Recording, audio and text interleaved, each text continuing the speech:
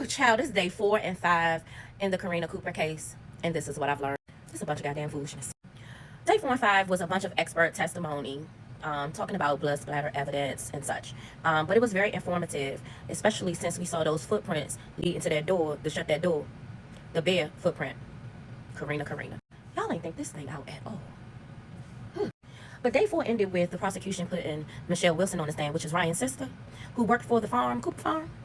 Michelle said that Ryan and Karina didn't pay for anything. They wasn't responsible for taxes on the house. They didn't pay any rent, no mortgage. They didn't pay for their cell phone usage, utilities, nothing. Karina, you want to get rid of this man so bad so you could pay bills with the 22-year-old? For the life of me, I can't figure out this crime. I can't figure this out.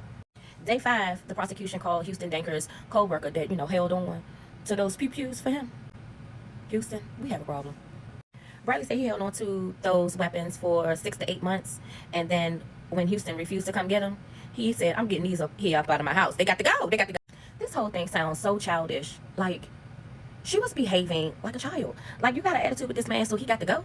And you want to be with this little boy so bad that the man got to go. Why you couldn't just divorce the man? I'm so confused about this entire case. And to think that you thought you were going to get away with it.